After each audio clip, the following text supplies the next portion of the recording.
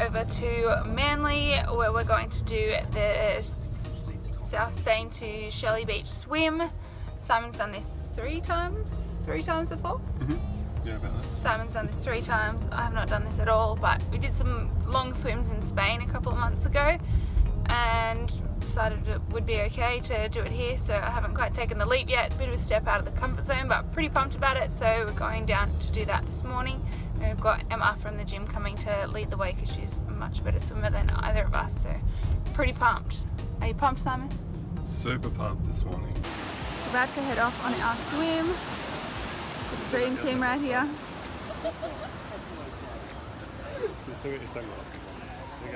We made it. How'd you go, Simon? It was good, good swim. Enjoyed it. He's over there. Em came third. Smoked us. So she finished like 25 minutes earlier than us.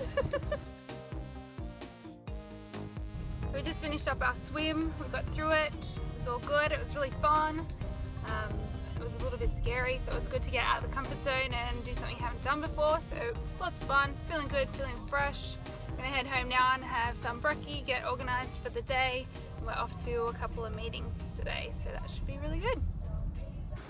So that was a little bit of insight into what our Friday morning ritual might look like. So as you can tell, the theme for today's video and this week at Clean Shred is building rituals for success. So in this theme, Simon and I thought we would share with you guys some of the things that we do to get our day started, to set us up for success, some of our sort of non-negotiable rituals and habits that we incorporate into every day, even when we are short of time, and also how we sort of wind down for a really good sleep at night to make sure we're well rested and able to function really well throughout the week.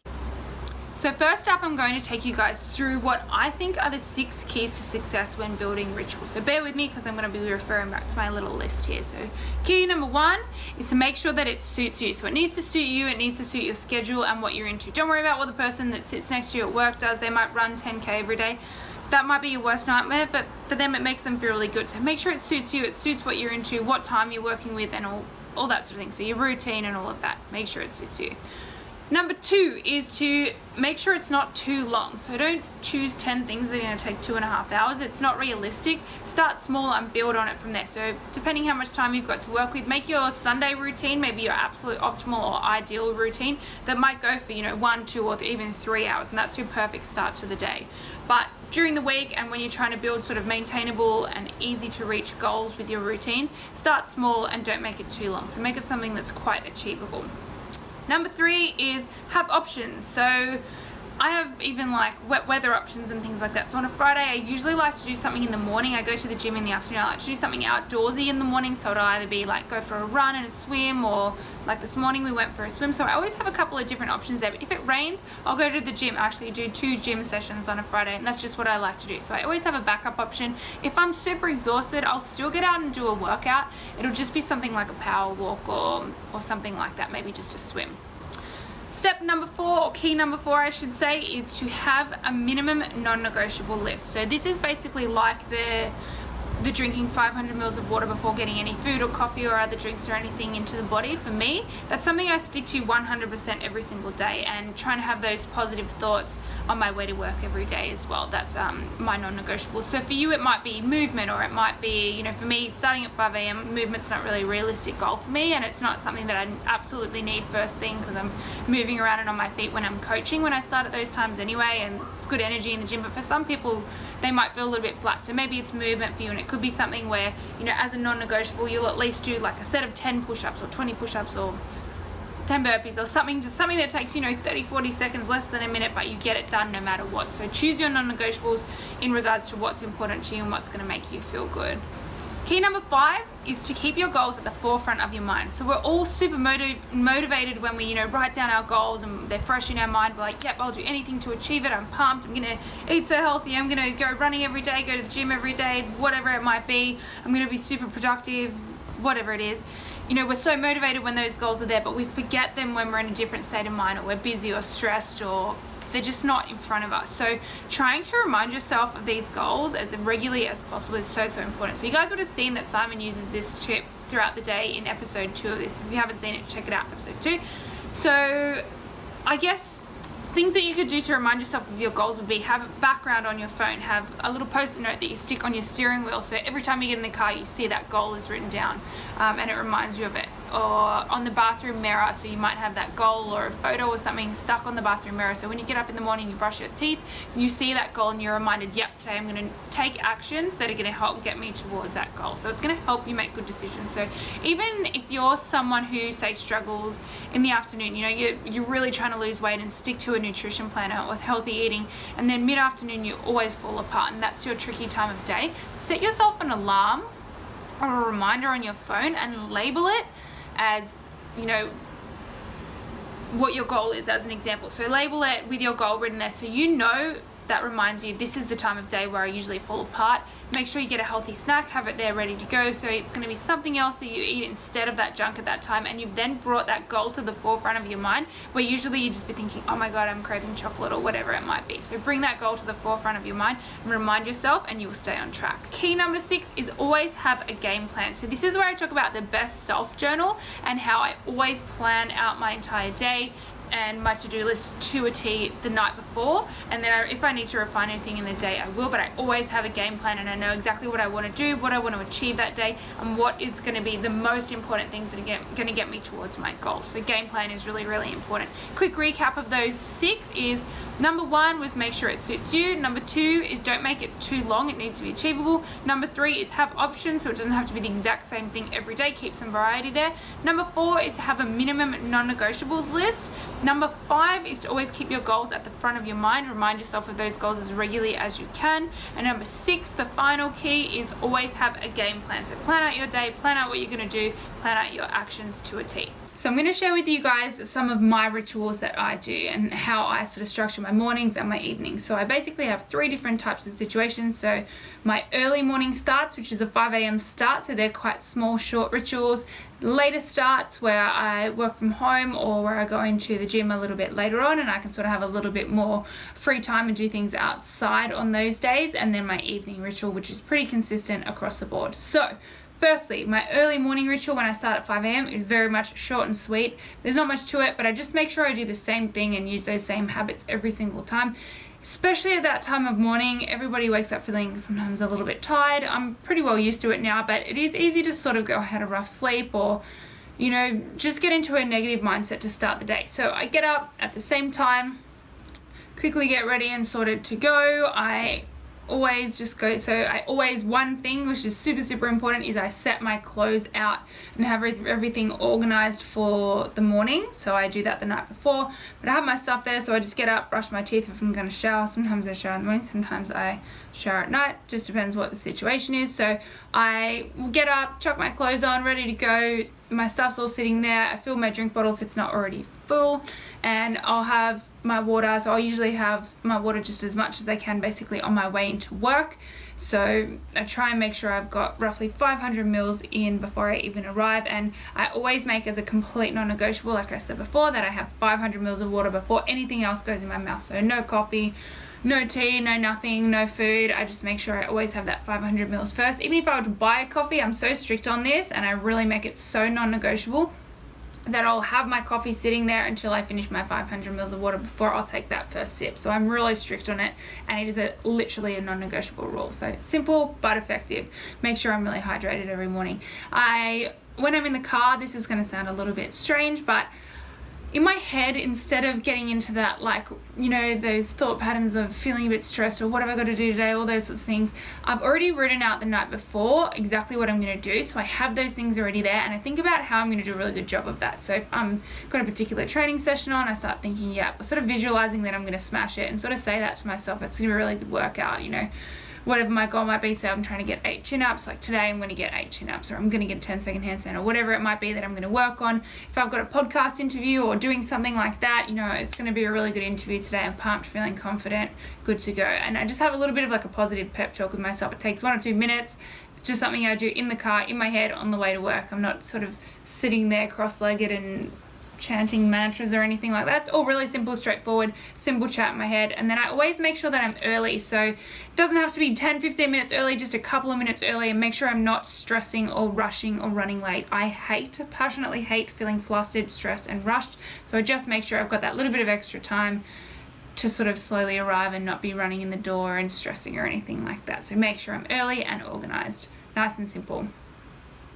When it comes to my morning routines where I can really just sort of do exactly what I want and take a little bit more time, and I'm at home on those mornings, I really do make the most of it. So I'm very much a morning person. I'm not an evening person or a night owl or anything. I like to get up early, and I almost prefer to work until quite late at night. Even if I'm working from home, I'll often be working until relatively late at night and after dinner. But in the mornings, I like to sort of use that as my time that I sort of relax and do the things that maybe like most people might do when they finish work. I sort of like to do that in the morning. So I will generally get up, get dressed, or usually go and grab some water first thing. So I get out of bed, grab some water, and I'll just sit down and just take a couple of minutes.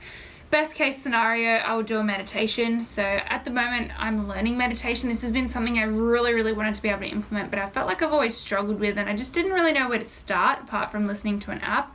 And I'm currently learning how to do this, and I'm getting better and better, but I'm not consistent. So I'm not going to preach that I'm consistent with this every day, but I'll let you know how I go. Hopefully in future, it'll be something that I do every single day. I'd love to have that as a non-negotiable, perhaps even on those really early morning starts, just at least a short meditation. But I get up and I either do like a little meditation, or I just sit there and I just sort of have a little bit of a look out over the ocean. We live in this beautiful spot. Just take a couple of breaths and just sit there while I drink my water. Sometimes I have lemon water, apple cider vinegar water. Sometimes it's just water. It's not super consistent, but I just always make sure I get hydrated at that time. That's something that just makes me feel good. So super important. I always do that.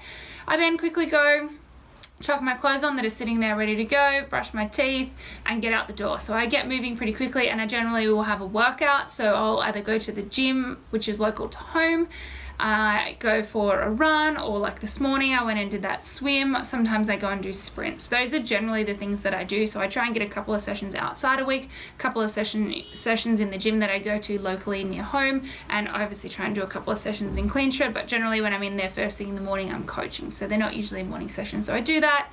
I'll then come back. If I didn't go for a run or do something outside, I'll grab Indie Dog and take her for a quick walk or a bike ride or something like that. Just throw the ball, depends what it is, just give her a little bit of exercise.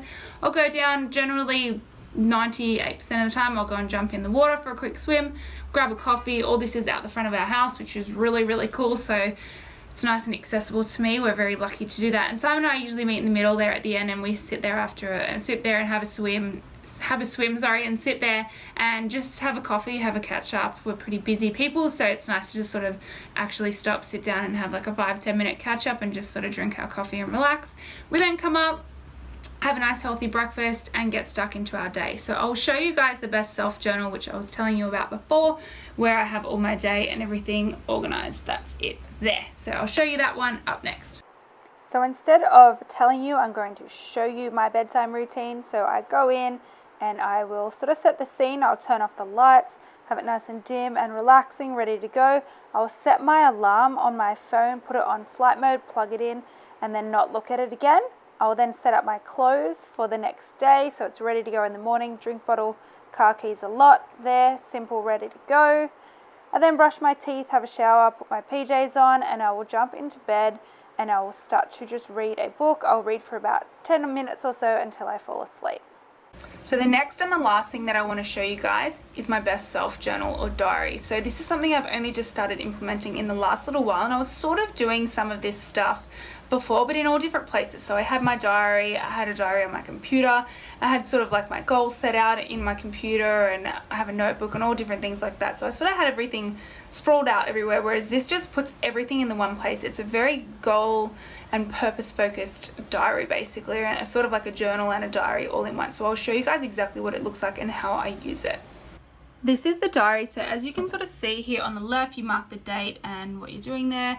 I plan out literally, even as you can see, I sort of plan out when my exercise and everything is. Today I've worked from home, so you can see it's sort of pretty spread out, and then I've got my to-do list there on the right, and I cross it out as I do it. So you also have a little spot down the bottom. This morning I'm grateful for. I actually didn't finish that one, which is a bit slack.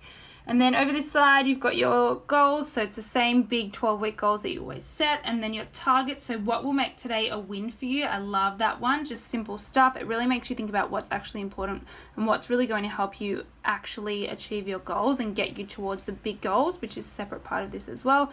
Lessons learned. This is my favorite bit, is you write down things that you took away. So what didn't I get done? today as an example, or what could I have done better? And there's always little takeaways and things that are going to help you improve yourself and improve your life. So, why didn't you get your workout in? Why did you not eat the right thing? What did I take away from a conversation that I've had with someone? What went wrong? What can I improve at work, etc. Then you finish off with today I am grateful for. So at the beginning of your diary, and this is the most important part of it, is you fill out your 12-week goals. So every diary is 12 weeks, and you would basically get a new diary every 12 weeks. So it got me really thinking super clearly and setting things out really clearly in the sense of, what are my 12-week goals? What are my 24 or 6-month goals? So 24-week goals or 6-month goals. What do I need to do in 12 weeks that's really going to get me to my 6-month goals? And this just gave me so much clarity. So you can put 3 goals in there, 3 big goals, and you have in your goal setting section exactly how you're going to achieve it. What are your goals that are sort of along that midway point, things that you need to be actioning sort of every day and every week to get you towards those goals. So you get really clear on your mind on it. You don't have to have 3, you could have 1 or 2 goals there, but every single thing and every single day is completely purpose driven and really setting you up mentally. So with your grateful log in the morning, in the evening, your clear tasks, so you're nutting out what's actually most important. Like, everyone has a to-do list a million things long, but there's a few things in there that are pivotal and important to actually make sure that you're getting the most important things that are going to propel you towards achieving your goals done. And that's the most important part. So making sure that you're clear on those goals, clear on what's actually going to move you forward, rather than just getting those stupid little niggly things that probably don't really matter that much. And also, I think for me, a big thing with this is having perspective on what's actually not that important and not worrying about it if I don't get it done. I'm never going to get every single thing I want to get done, so I may as well let go of those things that aren't that important. So that's been a really big turning point for me, is just going, this is important, getting that done. I highly recommend this journal or this diary to anyone who feels like they need or even want just a little bit of extra organization and a little bit of clarity towards their goals in their life. It's on the website, The Best Self Co. I'll link it in the little description underneath this, so check it out if you're keen. It's awesome. I highly recommend it. If you're someone that likes to write things down and get really organized, definitely do so. So again, with that, I make sure the night before I plan it out to a T, so I know exactly what I'm going to do that day. I have my to-do list there right next to it, so I know what I'm going to achieve, and I also know when I've got a gap between clients and meetings and things like that, where I can actually get all those things done, so I can set a realistic list of things to do. I then cross it off. It's very satisfying putting a line through things once I achieve it. And I also make sure that in that I put my workouts and all of that sort of stuff scheduled in as well. So things like infrared saunas and my workout and whatever else it might be, even sometimes lunch, and I make sure I'm really organized with all that side of things too. So I hope you guys have enjoyed this episode. Like I said, we just wanted to sort of share a bunch of things that we do and inspire you guys to find your own little routines, maybe get a bit of insight from ours and see what suits you, see what's going to make you feel good. So the whole thing with this, it's not about punishing yourself or being strict or rigid. It's all about doing things that set you up to feel really, really good during the day.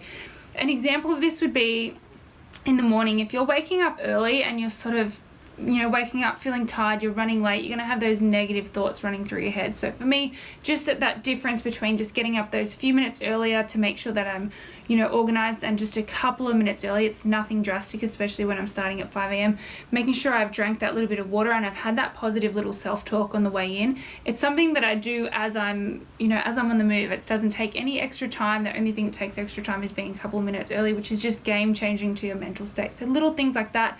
Look at where your routine is not optimal, where things might be coming undone, and start looking at where you can make small changes initially to make yourself feel better and start functioning better for a more enjoyable, healthy and successful life. Hope you guys like it. If you do, make sure you subscribe, and I'll see you next week with an awesome recipe video.